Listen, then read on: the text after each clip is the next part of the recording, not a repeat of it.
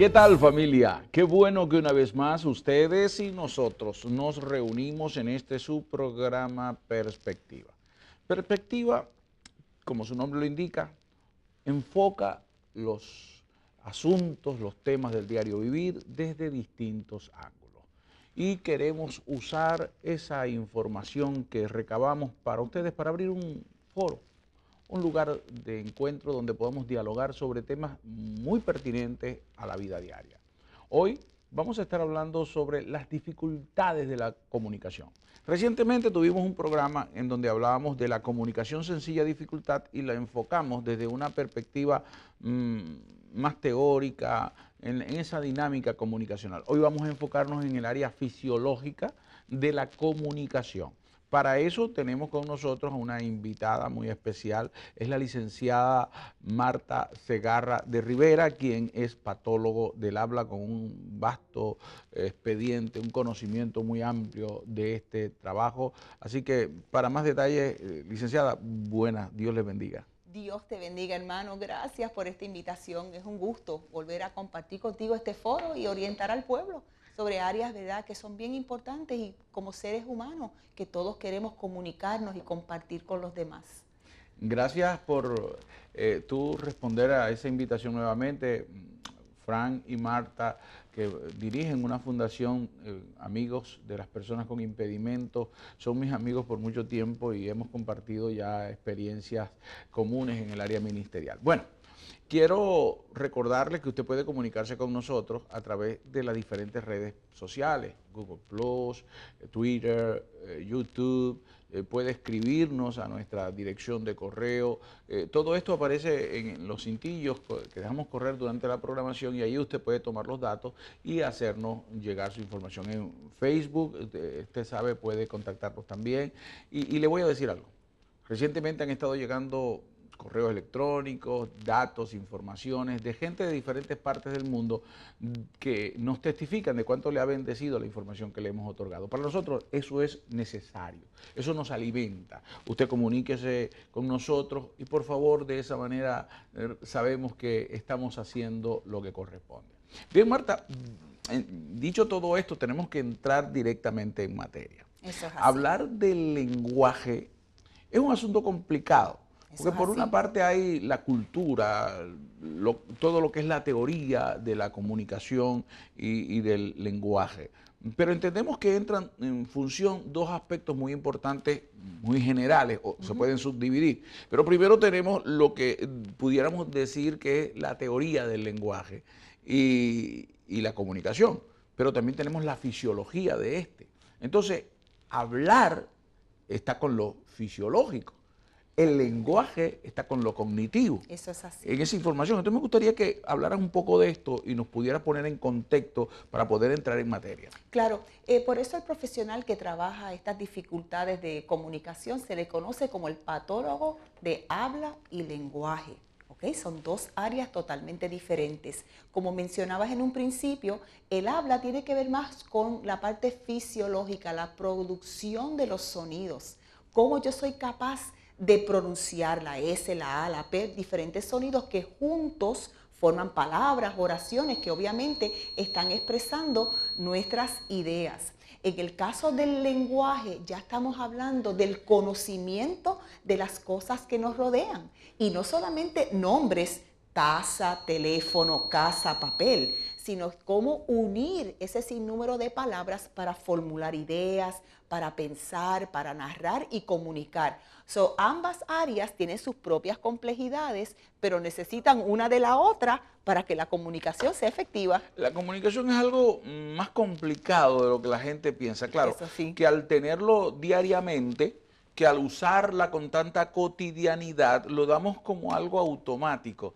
Pero visto desde ese ángulo más profesional, haciendo hincapié en estos dos aspectos, notamos que tiene sus dificultades. Es muy complejo. Sí. Para que un niño hable, se comunique, formule oraciones, hay un proceso inmenso que se va dando desde antes del nacimiento, porque ya los estudios nos dicen que un niñito en el vientre de su madre ya escucha ya escucha, ya está percibiendo y recibiendo sonidos ambientales. Ya cuando nace el niño, desde ese momento comienza un proceso de aprendizaje en ese ser humano que no culmina hasta muchos años después para que su comunicación sea adecuada, efectiva. ¿Y qué ocurre con esos niños o esas personas que tienen alguna dificultad en esa área? Pues ahí tenemos entonces que trabajarlo de otra manera. Sí, es interesante que hay una serie de planteamientos. Muchas veces los padres, sobre todo los cuidadores, los tutores de niños, no se percatan y de que hay posibilidad de que unos niños comiencen un poquito más tarde que otros a verbalizar, a expresar con sonidos específicos, pero que eso tiene unas razones lógicas, pero que hay un límite para eso, que hay unas líneas que no deberían pasarse, porque es muy importante interpretar a tiempo cuando el proceso del habla o del lenguaje no están siendo desarrollados al nivel que se espera. Eso es así. Por ejemplo, cuando un patólogo de habla-lenguaje, que es el profesional licenciado, no solamente para ofrecer tratamiento en desórdenes de la comunicación, sino que está capacitado y licenciado para evaluar en qué nivel de desarrollo se encuentra ese niño, ese joven o inclusive adulto, es allí donde tú determinas si ese lugar donde ese niño, joven o adulto se encuentra, está dentro de la norma o fuera de la norma y cuánto se aleja de esa norma. Hay escalas que ya están diseñadas, que se han preparado, estandarizadas con diferentes poblaciones.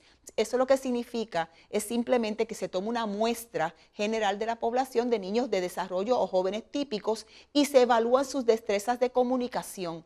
Cuando yo evalúo a ese participante y veo dónde él está, determino, bueno, a lo mejor está 2 meses por debajo de la norma o 2 meses por encima. Pero si ya pasa 6, 7, 8 meses, 1 año de esa norma, ya hay que tomar cierta cuenta. Y déjeme decirle que es más importante en el niño pequeño. Porque si un joven adulto de 15, 16 años, yo lo evalúo y tiene 1 año de diferencia, no es tan complicado como un niñito de 2 años que yo evalúe, que tenga una edad cronológica de 2 años, pero una edad funcional de un niño de 1 año, porque la brecha es demasiado amplia para esa edad. Y una de las cosas que sucede muy a menudo es que dentro del proceso muchas veces el problema no está en el niño propiamente dicho, Eso es así, sino en el entorno donde se está levantando. Por eso recuerdo yo que se hacía mucho énfasis en un momento determinado cuando estudiábamos dentro de nuestra formación académica, una materia que nos hablaba de la comunicación, decía las dificultades que puede tener un niño cuando el padre o las personas que están en su entorno no le hablan de forma clara, sino que usan ese lenguaje, esa jeringosa extraña que no dice nada y que quiere decir mucho y que crea confusión en la mente de un niño. ¿Es así? Eso es así.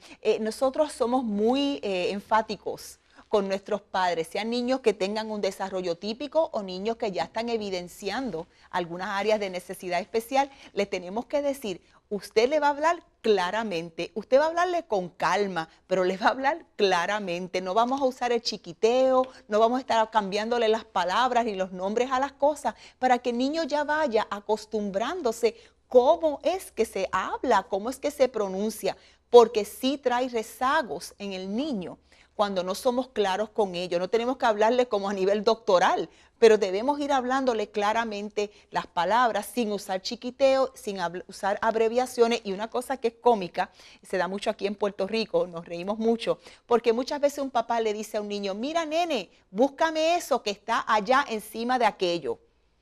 Ok, ¿qué es eso? ¿Dónde es allá? ¿Y qué es aquello? Así que esas 3 palabras que tú le diste un mandato a un niño no contiene información ninguna. Y entonces, ¿cómo vamos a pretender que el niño aprenda las palabras si lo que decimos allá, aquello, eso? Así que es cómico, pero la realidad es esa. Ahí pudiéramos decir que el problema de desarrollo en el habla lenguaje o en el lenguaje lo tiene el papá, ¿no? El papá. Así O que, la mamá en este caso. Así que sea su niño un niño con necesidades especiales o sea un niño que tenga alguna área de necesidad especial, vamos a hablarle siempre de forma clara, de forma directa. Vamos a buscar, Aquiles, qué ese niño te mira a la cara, como tú y yo lo estamos haciendo ahora. Un niño que no está mirándote a la cara mientras tú le hablas es un niño que no te está atendiendo. Ocurre con todos los niños, es normal, pero si tú ves que un niño consistentemente tiene dificultades en mantener su contacto visual contigo, de mirarte de frente cuando le hablas, es un síntoma, es un signo que tú tienes que anotar que posiblemente tienes que mantener tu atención, porque niños con ciertos desórdenes pueden presentar esa conducta. Me pregunto, los desórdenes del habla o del lenguaje pueden estar por aparte. Puede haber un retraso en uno o en otro. Eso es así. O en ambos. Puede ser, como muy bien explicas, un niño puede tener problemas en el desarrollo de los sonidos, de cómo pronuncia, que eso es habla. Pueden ser múltiples factores, desde problemas o desórdenes a nivel motor, de coordinación sensorial, neurológico, auditivos. Pero que psicológicamente él está organizando bien sus pensamientos, solo que tiene un problema a la hora de verbalizarlo. De formular, de hacer el movimiento correcto, porque no te creas que esto es tan fácil. Aquí hay una serie de movimientos motores de respiración que tú necesitas coordinar para poder pronunciar un solo sonido. Imagínate tú cuando ya tú unes muchos sonidos para formar muchas palabras y quieres decir una oración extensa. Así que esa es una área y puede tener diferentes razones para presentar un rezago. O sea que hay que tener mucho cuidado de cuando un niño pequeño está diciendo una palabra para que le entendemos que quiere decir otra. Yo recuerdo mucho a mi hermano pequeño que él, para llamar a unas florecitas amarillas que crecían mucho en el sector donde vivíamos, él la llamaba pipipipo. No sé por qué, no me pregunten por qué. Igual le decía a las mariposas que estaban ahí, pipipipo. Ahora, ¿debo yo como padre, por la ternura que eso genera o como figura adulta al lado del niño, estimularle a que siga diciendo pipipipo, o cuando él diga la palabra equivocada, yo darle la palabra correcta? Esa es la manera adecuada. Tú puedes entender que él quería decir mariposa y dijo pipipipo, pero usted inmediatamente dice, qué linda la mariposa, yo sé que te gustan las mariposas. Y buscas estimular al niño, porque hay otra cosa, Aquiles. Un niño, por ejemplo, de 2 años, 3 años, tal vez una palabra como mariposa es demasiado larga para él pronunciarla, es mucho para un niño pequeño, pero un niño de 4 o 5 años ya debe poder pronunciarla, esa y muchas más. So hay que tomar en cuenta la edad de desarrollo del niño versus la complejidad de la palabra, pero hay que estar atento cuando vemos que el niño se queda en esa etapa de decir las cosas de manera inadecuada. Entonces sí, nos debemos preocupar y llevarlo a un profesional para que lo evalúe. En pocos minutos, cuando regresemos de la pausa que estamos a punto de hacer en este momento, me gustaría responder a unas inquietudes. Por ejemplo, cuando las personas adultas, después que han desarrollado ya todo un protocolo de comunicación, donde el habla y el lenguaje se ha desarrollado, de pronto pueden tener diversos accidentes, algunos cardiovasculares, traumas por accidentes vehiculares, qué sé yo, distintas fórmulas a través de las cuales un proceso de enfermedad o de accidente puede causar la interrupción de esa comunicación. Ya no hay posibilidad de recuperar, se puede trabajar con ello, hay recuperación posible en este tipo de trabajo, y qué podemos hacer. Cuando regresemos de la pausa me gustaría asumir esa pregunta. Claro que sí.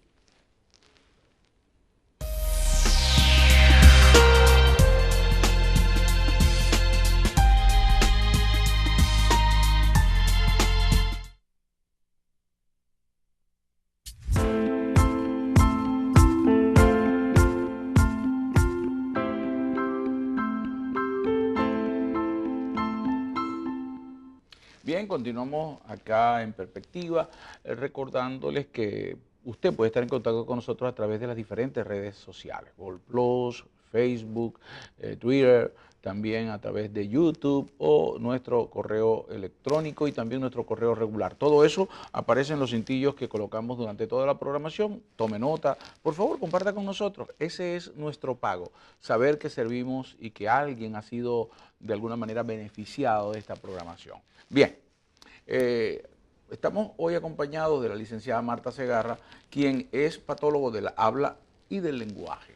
Ella es una profesional de muchos años de experiencia y quisimos traerla porque recientemente estuvimos hablando, y esto para beneficio de los que van anexándose a la transmisión, estuvimos hablando de la comunicación, una sencilla dificultad, asumiendo lo que es la perspectiva genérica de la comunicación. Pero ahora hablamos de las dificultades que genera la comunicación como un proceso más científico, como un proceso que es un poco más complejo, diferenciando lo que es la articulación de las palabras, que es el habla, o lo que es el lenguaje, que es el conocimiento o es la formación cognitiva que tenemos de una información que queremos transmitir.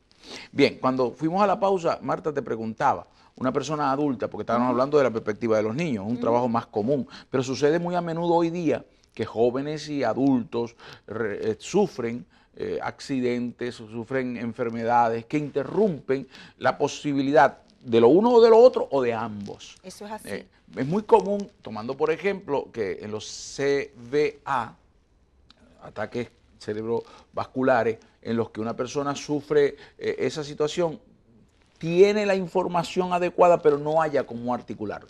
Se pierde toda opción, debe quedarse así o también requiere de la atención de un profesional. Fíjate, no tiene que quedarse así. Hay muchas alternativas para personas que se les presenta esta situación en la vida, que como tú muy bien dices, tenían unas capacidades típicas, normales de comunicación, pero con un accidente, una enfermedad, cambia totalmente esto. Hace muchos años atrás se nos decía a nosotras, las patólogas, que una persona que sufría, por ejemplo, un daño neurológico, ya fuese por un accidente cerebrovascular u otro trauma, tenía un periodo corto de 6 meses para hacer su recuperación, la que fuera. Hasta allí, a los 6 meses, era el tiempo que esa persona tenía para recuperar. Sin embargo, los estudios y el tiempo nos han demostrado que es mucho más amplio el periodo de tiempo que una persona que ha sufrido este tipo de situación pueda trabajar en recuperar, si no todas, por lo menos parte de aquellas destrezas que en un momento tenía. Pero para esto hay que ser agresivo. Hay que trabajar con un patólogo del habla, posiblemente otros profesionales como terapistas ocupacionales, terapistas físicos, ¿verdad?, que entran en este panorama. Pero en el caso de la comunicación, el patólogo del habla va a poder trabajar junto a un equipo, la familia es bien importante, unas destrezas que al motivar y estimular el cerebro, vamos a buscar recuperar muchas de esas funciones. Y también es importante señalar que los avances que hemos tenido en la tecnología también nos ayudan a ver otras opciones. Si eventualmente la persona no logra recuperar la totalidad de su comunicación o del habla, ¿verdad? Porque como muy bien dijiste, a nivel de lenguaje puede estar muy bien. Hay asistencia tecnológica, computadoras, programas, diferentes aditivos y aparatos que pueden utilizarse para ayudar a la persona a comunicarse, porque la comunicación no es solamente una comunicación verbal. Claro, importante tener eso claro. De hecho, tengo siempre como recuerdo una anécdota, una historia de quien fuera director de la revista Elle, una revista muy afamada en Francia. Él fue director y él sufrió un accidente cardiovascular que le dejó una apoplejía, le dejó totalmente inmóvil, no podía hablar, no podía tener movimientos en sus brazos, una cosa terrible. Y él dictó un libro solamente con un ojo, con el pestañeo de un ojo. Eso es así, su patólogo del habla le llevó a establecer una vía de comunicación en la cual él logró escribir un libro, dictarle un libro a un secretario que le llevó luego a editarlo y a publicarlo. Me parece eso algo importante, entender que podemos trabajar con eso. Es sorprendente la tecnología, es increíble ver las diferentes alternativas que estos seres humanos tienen ahora, que no existían hace 15 o 20 años, y una persona que sufría este tipo de situación quedaba prácticamente incomunicado, Aquiles. Pero eso no tiene por qué ser así hoy. Tenemos que buscar esas ayudas, ver dónde vivimos, qué áreas de ayuda hay para estas personas que sufren este tipo de accidente cerebrovascular. Puede ser por un accidente de vehículo, puede ser un accidente en motora, puede ser que una persona sufra un golpe de una caída, todas estas cosas, o puede ser también una enfermedad. Hay personas que desarrollan cierta senilidad ante diferentes cambios neurológicos. Hay personas, por ejemplo, el Parkinson es una condición que la persona por los desórdenes motores que va creando le va inhabilitando para comunicarse, pero mantiene su capacidad. Por lo tanto, tenemos que ir proveyéndole a estas personas estas diferentes alternativas. Y déjame decirte, solamente añadir, no tiene que ser algo tan costoso, ser un poco ingenioso. Como tablas de comunicación, podemos crearle a este ser humano un medio de comunicarse señalando láminas o diferentes fotos, donde él pueda por lo menos comunicar sus deseos básicos, su sentir. Hay muchas alternativas para estas personas. Pero en conclusión, la enseñanza y la comunicación, la información a nuestro auditorio, a nuestra gente, decirle, no se rinda. No. Ante este tipo de dificultades, siga buscando, siga tocando puertas, siga llamándonos y busque algún profesional que le pueda ayudar. Hay algo que me llama la atención y tengo que volver a esto, a los niños, porque quizás es la parte más sensible de todo este proceso, o la más abundante, ¿no? Porque según cifras que estuve recogiendo, y quizás tú estés más actualizada que yo, pero según las cifras dice que 1 de cada 20 niños puede sufrir de síntomas de un trastorno del habla o del lenguaje, o de ambos. Eso es así. Hay diferentes condiciones, hay sobre 100 y tantas condiciones identificadas por nombre. Lo que ocurre es que depende de la condición, puede o no afectar de mayor o menor grado la comunicación. Pero usualmente es allí, fíjate qué interesante, es en los desórdenes de la comunicación que muchas veces los padres se alertan por primera vez que su niño tiene alguna necesidad especial, porque intuitivamente se dan cuenta que ese niño no se está comunicando como un primo, como un vecino, como un hermanito. Y es la comunicación la que le alerta inicialmente sobre esa situación. ¿Y no hay un peligro de que los padres, debido a esa actitud muy humana de la negación de mi hijo, no le está pasando eso, negarme a ver lo que está sucediendo y postergar lo que pudiera ser un tiempo valioso de llevarlo a una evaluación? Pregunto yo, ¿no es preferible que me digan no tiene nada, tranquila, a decir llegó demasiado tarde? Yo añadiría que eso sería, ¿verdad?, obviamente lo óptimo, pero si me tienen que decir que mi niño tiene alguna área de necesidad especial, lo mejor es que usted tenga la oportunidad de tratar a ese niño de manera temprana. Porque, por ejemplo, yo cuando trabajo con un niño de 2 a 3 años que ya hemos identificado que tiene algún tipo de, ¿verdad?, rezago en el área del habla, el niño va a mi oficina o va a nuestras facilidades como si fuese a jugar. Él cree que va a jugar conmigo, porque el desarrollo de las destrezas a ese nivel, Aquiles, se hace a través del juego. ¿A eso se debe que tú te veas tan joven, te veas tan...? Los niños me mantienen así, los niños, gracias, los niños me mantienen así. Que no me escuche Fran, ¿no? Eso es así, pero sí, el niño no lo ve todavía como un área para él diferente. Sin embargo, vemos, y esto lo he visto yo a lo largo de mis 20 y tantos años de trabajar con esta población, es que cuando ya llegan a los 8, 10, 12 años, ya empiezan a haber unas marcas en la personalidad de ese individuo que ha tenido dificultades en la comunicación y que sin duda alguna los otros niños, los otros amiguitos le han hecho entender que él tiene un problema de comunicación. El que los padres lo acepten a edad temprana y que los padres lo puedan ver como algo con qué trabajar, va a beneficiar al niño, que eso es al quien debemos buscar ayudar, al niño. Usted tiene un poco de inquietud, mire, esa inquietud se le va a ir, ya sea que le digan que el niño no tiene ningún tipo de problema o área de necesidad, y si la tuviese, usted va a tener las herramientas para trabajar con el niño. Hace algún tiempo atrás estuvimos hablando sobre el autismo. Y creo que el autismo y otros tipos de situaciones con las que puede enfrentarse, síndromes que están hoy en día presentes, por ejemplo, el autismo viene en un crecimiento terrible, ¿no?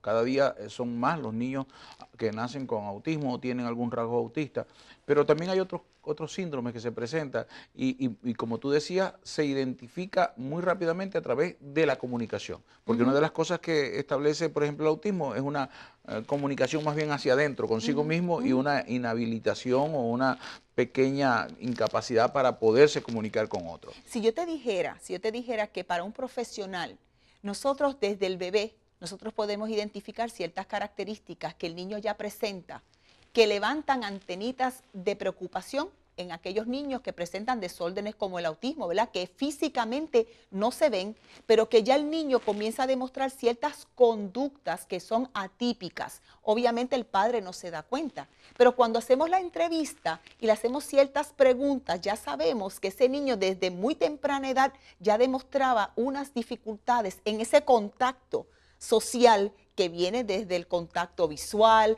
niños extremadamente quietos que tampoco tienen mucha intención de comunicarse, aunque sea a través del llanto. Tenemos otras condiciones como lo es el síndrome Down, donde las características físicas ya nos dicen desde el momento que el bebé nace. Sí, pero antes de ir hacia allá, porque me parece lógico, el síndrome de Down te muestra unas características fisiológicas, pero hay unas expresiones que me decías, me llama mucho la atención porque no es fácil identificar en un bebé que no habla esto, y me gustaría que me dieras como un poquito más de idea en esa área. De detalles. Pues mira, un padre que ve un niño que es, como comentaba yo, demasiado tranquilo. Un niño tiene sus tiempos que tiene que llorar, es una forma que el bebé comunica, es la forma que el bebé pide. El llanto no es malo, desarrolla los pulmones. O sea que un niño que no llora, un niño que no forma sus pataletas siendo un bebé, tiene problemas. ¿Qué es el llanto en un niño?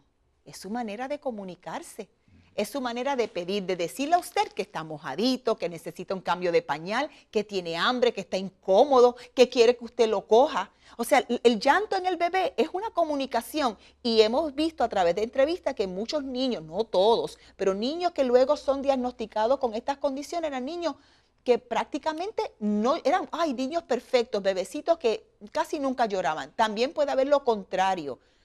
Niños extremadamente irritables, que están constantemente llorando, niños que usted no encuentra qué otra cosa, ¿verdad? Pueden ser cólicos, pero le digo que son cositas que usted va a observar. Sí, pero un cólico no va a durar un mes. Te dura un día, otro día. ¿Qué sucede? Otra cosa es que cuando el bebé va desarrollándose, y las que son mamás van a saber, el bebé comienza a hacer contacto visual con usted, a buscarla, le oye la voz, ya cambia. Que cuando le hablan y le dicen bebé, ya llegó el papá y le dijo bebé y él busca. Escuchó la voz y buscó y ya el ¿Eso bebé, a qué edad debería ya ser normal? 4 o 5 meses, un bebé debe tener esa capacidad de reconocer algunas voces y poder pues, tener una interacción social con el cuidador. Es decir, que si a los 5 meses eso no está pasando y cuando llegó mamá, que lo tiene todos los días en su regazo, cuando llegó papá, que es la voz que él oyó cuando recién nació, cuando llegó la abuelita que lo está cuidando y él le habla y se le habla y él no mira a esa edad, 4 meses, ya usted debe estar empezando a ver, vamos a ver una cosa, debemos evaluarlo a nivel auditivo porque puede haber algún tipo de... no debemos desesperarnos, pero sí debemos estar atentos. Atento, usted va y verifica, bueno, ¿qué está ocurriendo? Yo les recomendaría que adicional al pediatra, que estoy segura que es muy bueno y que usted puede tener un pediatra, que es el médico que atiende a los niños, usted continúe llevando a su bebé al pediatra, le voy a recomendar que para estas áreas que usted pueda tener alguna inquietud, mejor asista a un patólogo del habla, a un terapista ocupacional, que le va a estar dando una profundidad más amplia a la evaluación en estas áreas, porque hay escalas que ya podemos aplicar para un bebé de 3, 4, 5 meses. Y si no tuviese el conocimiento de cómo llegar a estos profesionales, puede pedirle a su pediatra que le refiera. Por supuesto, si no en su comunidad, visitar algún área escolar, que tengan algunos contactos, tal vez las alcaldías o centros comunales de los pueblos o lugares de gobierno donde usted vaya conforme a donde usted viva. Tienen que entender alguna dependencia pública, tiene que tener un listado de profesionales que le podrían, porque en todos nuestros países, en diferentes áreas, Estados Unidos, Sudamérica, Norteamérica, Europa, en todos nuestros Caribe, tenemos especialistas en estas áreas. Tenemos que ir a la pausa que corresponde a este momento, pero no se aparte de nuestra sintonía. Ya regresamos con más de perspectiva y este tema que a mí particularmente me toca muy especialmente porque cuando los niños están de por medio tenemos que estar atentos para que se puedan desarrollar adecuadamente. Ya regresamos con más de la comunicación y sus dificultades.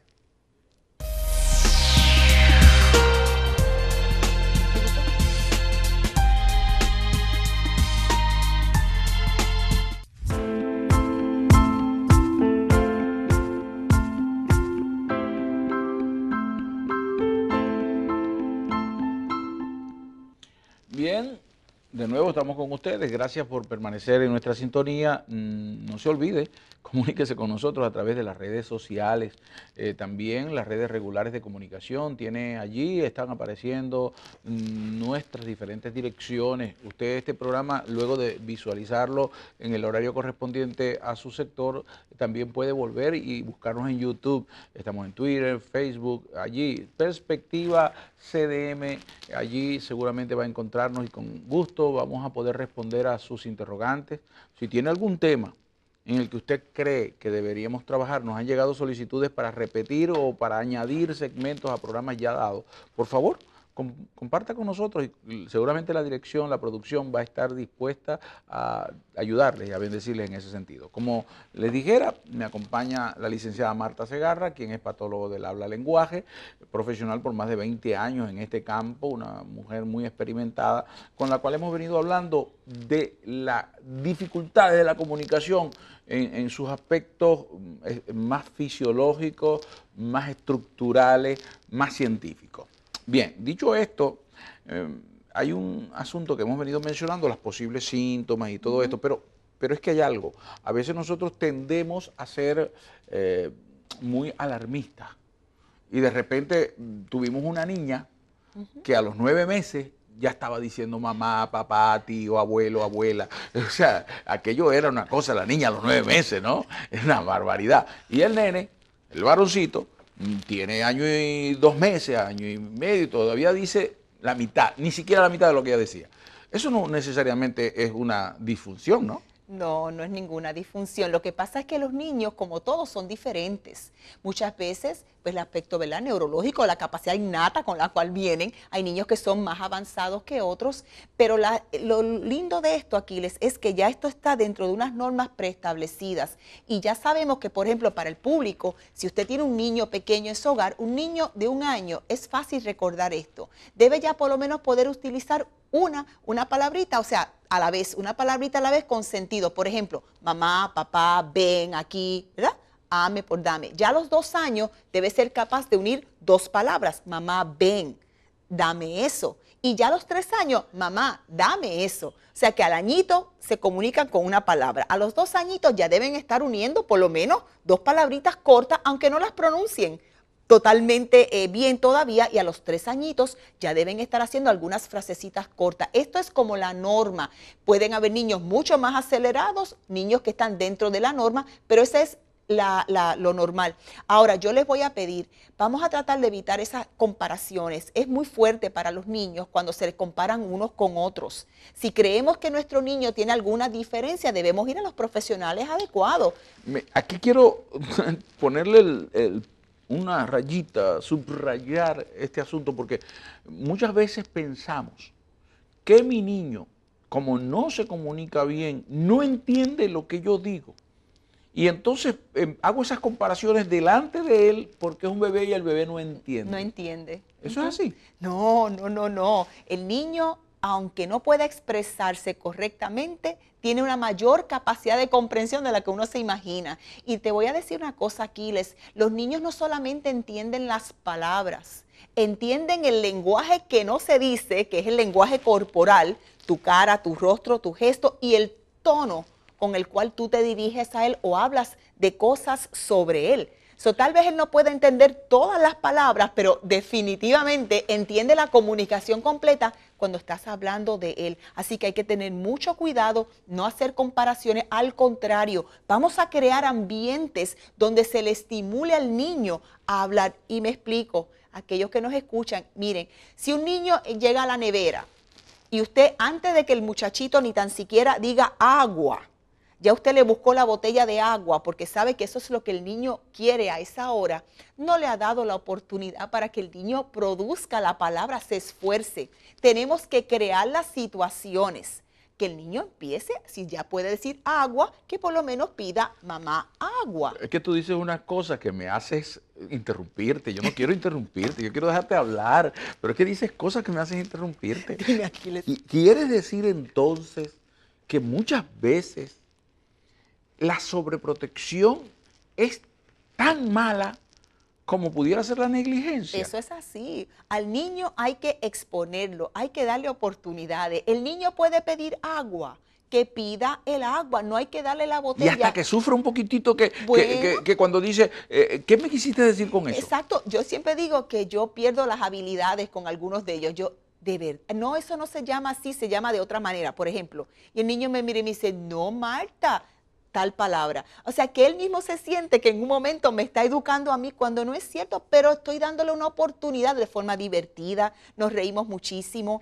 No hay que frustrar al niño y eso es bien importante. Si usted sabe que el niño no es capaz de producir unos sonidos y unas palabras, tampoco lo avergüence frente a otras personas tratando que él diga o haga lo que no puede hacer. Pero si usted ya ha visto que el niño puede hacer ciertas cositas a nivel lingüístico, motívelo, hágalo en el hogar, cante, utilice diferentes herramientas para que el niño se sienta motivado a hablar. Una vez que el niño se sienta motivado a hablar, va a llegar el momento que va a llamar al patólogo o al maestro y decir, ¿y ahora qué hago con este niño que no deja de hablar? Sin dejar de tomar en cuenta, tomando la pregunta que hicimos anteriormente, que las niñas hablan más que los niños. Bueno, yo creo que los esposos todos dicen eso, ¿verdad, Aquiles? Eso Bueno, nos dura toda la vida. Ahora, sí, sin duda, les dura toda la vida. No voy a entrar en detalles, No, ese no es el tema de hoy. Pero bueno, llevando esto a la proyección de los adultos. Porque un adulto que sufre un accidente cardiovascular, que tiene un accidente automovilístico, que se interrumpe su proceso del habla-lenguaje, puede sentirse más frustrado que un niño que nunca lo ha tenido, pero este lo tuvo y ahora cree que ya no puede. Tenemos que luchar contra esa frustración que puede o que va a generar. No es que puede, es que se va a generar en una persona adulta. Eso es así, Aquiles, eso es indiscutible. He trabajado con suficientes adultos a lo largo de mi carrera para saber que el primer escollo, la primera piedrita, la primer peldaño que tengo que sobrepasar es la parte emocional. Es muy duro el perder tu habilidad de comunicarte, es muy duro estar entre tu familia y no poder expresarte, es muy duro el haber tenido unas habilidades de comunicación que tú ni lo hacías sin pensar. Y ahora, aunque lo pienses, no lo puedes hacer. O si tratas de decir una palabra, te salió otra palabra muy diferente. O tal vez dijiste una palabra que nadie te entendió y se te quedaron mirando. O sea, el adulto sufre grandemente, pero grandemente la pérdida de sus destrezas de comunicación. Por lo tanto, yo recomiendo que cuando a un adulto le ocurre este evento, además del patólogo del habla, debe tener un apoyo de un psicólogo, de un consejero, de un pastor, de alguien que le dé un apoyo emocional y psicológico dentro del proceso de recuperación, porque es difícil, es arduo, muchas veces se frustran y con razón. Y con razón, así que el patólogo, el consejero, la familia tienen que trabajar unidos para darle a esa persona adulta el tiempo que necesita, la motivación que necesita y las herramientas que necesita para poder sobrepasar esa situación. Cuando hablamos de un niño o una niña con este tipo de dificultades, estamos hablando de alguien que sin duda alguna va a llegar a ser un adulto. Y si nosotros trabajamos con empeño en esta fase de su vida, podemos evitar muchas situaciones con las que va a tener que enfrentarse y podemos ayudar a las siguientes generaciones que van a subvenir después de ellos, ¿no? Porque una persona que no se comunica bien es una persona que se va a sentir limitada en la vida, se va a sentir obstaculizada para poder establecer su rumbo y su profesión. Y por supuesto, aquellos que le rodean lo van a ver como un limitado, como una persona incapaz, e incluso se le va a ver como una persona torpe, porque muchas veces el no poder comunicarnos se interpreta con falta de nuestra inteligencia, y eso no es cierto. Eso no es cierto, de ninguna manera, y como muy bien diste el ejemplo de este caballero, ¿verdad?, que sufrió esta situación donde fue a través de un sistema de asistencia tecnológica que escribió un libro. La capacidad de comprensión y de pensar y analizar y su inteligencia en muchas ocasiones no está comprometida. Es el aspecto de la comunicación. Por lo tanto, no podemos mezclar una cosa con la otra. No debemos asumir que porque una persona tenga un desorden físico, neurológico, inclusive severo, que no le permita caminar, no le permita moverse, que tenga tal vez que estar en una silla o en otra condición, que esa persona cuando usted habla no le comprende. Lo que hay que entender es que posiblemente sí comprende y lo que hay que darle son las herramientas para que él se pueda expresar. Una de las cosas con las que he trabajado mucho es con el aspecto de la comunicación integral. Tú lo mencionaste hace un momento, cuando los tonos, los gestos y las frases tienen que ir en armonía, pero que cuando uno de estos puede faltar, básicamente cuando falta la fraseología o la verbalización de los pensamientos, los gestos y los tonos siguen estando allí. He notado que las personas con CBA muchas veces tienen el tono, pero no tienen las palabras. No tienen las palabras. Y muchas veces se confunden porque quieren obtener un vocabulario y sale, como te dije ahorita, otra palabra. O sea que el mensaje usualmente está muy comprometido. Hay diferentes tipos de efectos de derrame, dependiendo del área del cerebro donde ocurrió el derrame y donde ocurre el daño, van a ser las manifestaciones. Porque hay personas que inclusive quedan con lo que se conoce como afasia global, que esta persona no puede comprender ni puede hablar, que son unas de las más difíciles. Otros comprenden, no hablan, otros pueden hablar, pero les es difícil la comprensión. O sea, una persona especializada tiene que evaluar a este ser humano y determinar qué tipo de afasia, qué tipo de daño tuvo. Hay un caso que tú y yo conocemos, y yo he estado siempre pendiente de este tipo de situaciones en el mundo entero. En este caso me refiero a Cristian, que Cristian, mi sobrino, Cristian fue tu pacientito. Eso es así. Y desde que era un bebé. Él sufre una parálisis cerebral debido a una asfixia en la que él queda sin oxígeno y su cerebro es dañado. Pero a pesar de que su proceso ha sido muy lento, el hecho de que su mamá constantemente ha estado hablando, ella ha establecido una vía de contacto, una vía de comunicación.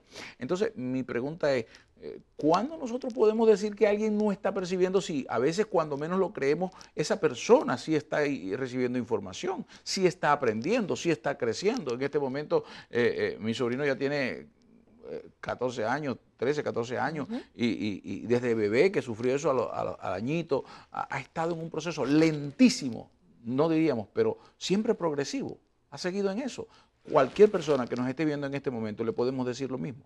Eso es así. Yo creo que podemos partir de la premisa que nunca debemos asumir que esta persona no va a mejorar o no está comprendiendo. Yo no creo que tenemos la comunicación no es algo que tú le puedas poner en una pantalla de rayos X y meterlo en esa máquina y que la máquina te diga, ok, está entendiendo, no está entendiendo. Eso es imposible. Yo entiendo que si alguna dificultad tiene, por ejemplo, en procesar auditivamente, está el tacto. Si no puede procesar el tacto, está la visión, está el olfato. El Señor nos dio 5 sentidos diferentes a través del cual el cuerpo absorbe información. ¿Tú sabes que siempre me han inquietado a mí? ¿Qué? ¿Cómo hacen para niños que han nacido ciegos y sordos establecer una comunicación, un sistema comunicativo que se establece, ¿no? O sea, se establece y son personas que se especializan. Es un tipo de lenguaje de señas, pero no puede ser seña visual porque no ve. Y entonces lo que hacen es un tipo de seña táctil que se hace en la mano, por eso que te estaba comentando, es utilizar las otras vías y tienen este sistema donde los dedos se mueven dentro de la palma de este otro, ¿verdad? Persona sordo-ciega, y entonces ya van comprendiendo. Claro, es un proceso, como tú dices, lento, toma años, pero Helen Keller fue el mejor ejemplo de eso, una mujer que dio cátedra de lo que fue una vez que ella y su instructora llegaron a comunicarse. Helen Keller, una mujer de fe, que luego llevó su mensaje por todo el mundo y que evidenció que no hay impedimento lo suficientemente severo que no se pueda vencer. Así que un hombre o una mujer que cree, que tiene fe, que confiesa que cree en un Dios creador y Amén. Poderoso, o sea, no debería darse por vencido en Nunca, esto. nunca, Aquiles, nunca, porque creo que caminando es que continuamos creciendo y como decían, nunca dejamos de crecer. Yo digo que la etapa del mundo de este hombre que vivimos hoy, mujer que vivimos hoy, terminará creciendo hasta la vida, ¿verdad? Que nos toque cuando el Señor nos llame. Pero una vez que pasemos a otra etapa con Dios, ya será otro proceso de crecimiento. Pero en la vida humana, el hombre no deja de crecer y la esperanza nunca muere. Y el tratar, nunca se debe dejar de tratar de comunicar con esa persona que usted ama y que ha tenido alguna dificultad a lo largo de su vida. Y me pregunto yo si en ese proceso no se conjuga el hecho de una creación perfecta con un proceso científico cada vez más avanzado, que están las dos cosas que pueden unirse, ¿no? Definitivamente. Y es cómo complementar esas dos áreas, la familia y, ¿verdad? Me permite la familia exhortarles a que sean ustedes los primeros que van a dar la lucha por ese ser que aman, que tiene necesidades especiales. Si es un niño, si es un joven, un adulto, muy pocas veces ellos por sí mismos pueden dar su propia lucha. Necesitan de una familia, necesitan de un padre, una madre, unos hermanos, un esposo, una esposa, que crean que ellos todavía pueden, que valen, porque valen y valen mucho para nuestra sociedad, y que les ayuden, que les den las herramientas. No se den por vencidos, no se den por vencidos, busquen ayuda, porque en algún lugar usted va a encontrar las herramientas para ayudar a su ser querido. Hay toda una gran fuente de información hoy en día debido a las redes sociales. Hay posibilidades, por ejemplo, en el área de Puerto Rico y el Caribe, tú me hablabas de que hay unas fundaciones que pueden accesarse a ellas, que hay información a través de las redes, que pueden ayudar y orientar a las personas, ¿no? Eso es así. Por ejemplo, en Puerto Rico tenemos para los niños, jóvenes y adultos que tienen la condición del síndrome Down, que es una condición genética, está la Fundación Puertorriqueña Síndrome Down, que precisamente este año cumple 25 años de estar dando servicio. Esta organización, de la cual me honro ser parte, yo dirijo ahí el programa de servicios, nos dirigimos a desarrollar estos niños con la condición del síndrome Down desde que nacen, edad preescolar, terapia física, ocupacional y de habla. Y ahora vamos a comenzar también a abrir nuestras puertas para el resto de la población de personas con necesidades especiales. Marta, déjame ir a la pausa y cuando regresemos me sigues dando información porque mucha gente la necesita, tanto en Puerto Rico como fuera de esta isla, y en los Estados Unidos hay gente todavía que no sabe cómo contactar, y en el resto de Latinoamérica. Ya volvemos con más de Perspectiva.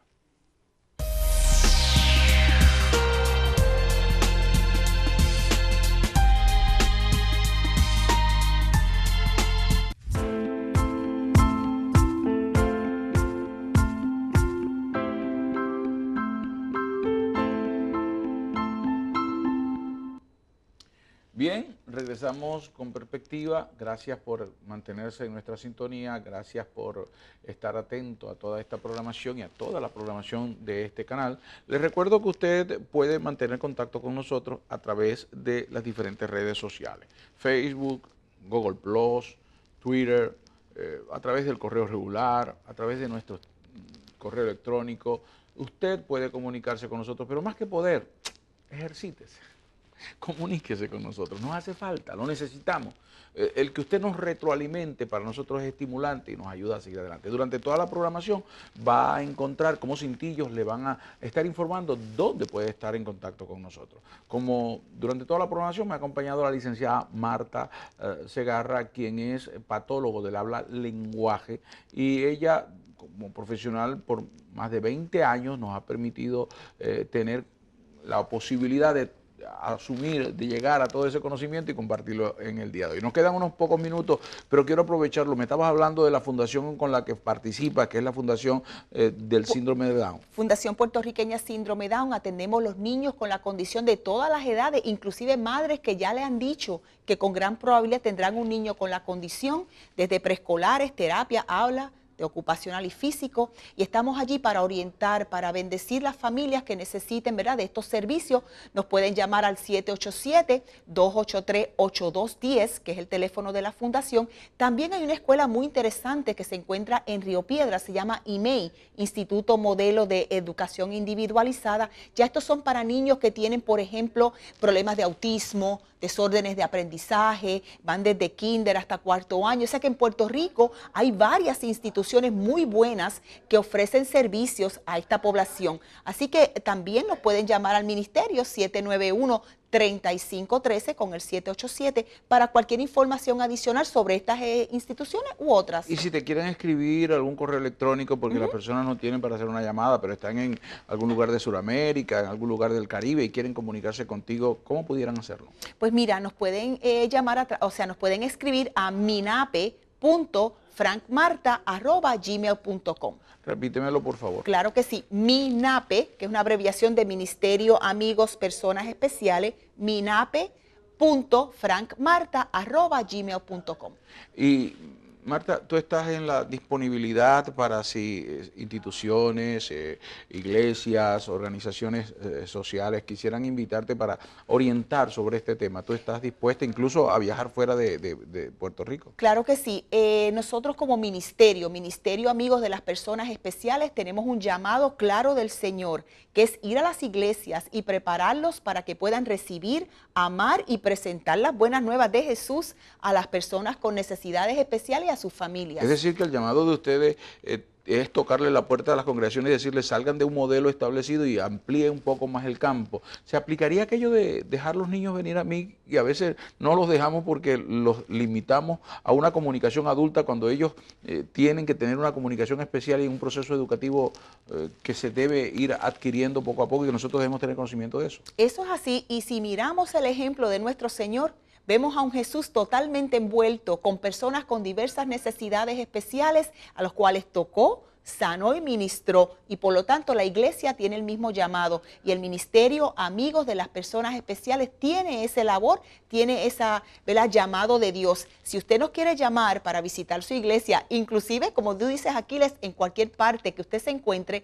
simplemente nos puede llamar al 787-791-3513 y con mucho gusto visitamos su iglesia y les orientamos sobre este tema. Gracias, Marta, muchísimas gracias, un honor siempre, un placer tenerte aquí. Para mí también, hermano. Espero que pueda seguir siendo de bendición a Amén. todos aquellos que lo requieren. Tenemos que despedirnos, el tiempo ha concluido, pero a mí me parece que el mayor terapista del habla lenguaje es nuestro Señor, quien en un momento determinado dejó su comunicación eterna para hacer un lenguaje sencillo, muy humano y decirnos de una forma muy práctica que nos amaba. Así que yo creo que es interesante que nosotros asumamos esa enseñanza y la practiquemos todos los días. ¿Sabe qué? La comunicación no es fácil, pero se puede. Las dificultades están allí, son presentes, hay limitantes, es verdad, pero todo lo podemos si nosotros confiamos en que aquello que Él nos ha dado y aquello que hoy tenemos juntándose puede bendecirnos de manera muy especial. Será hasta la próxima semana cuando una vez más ustedes y nosotros y ustedes nos estaremos comunicando a través de Perspectiva.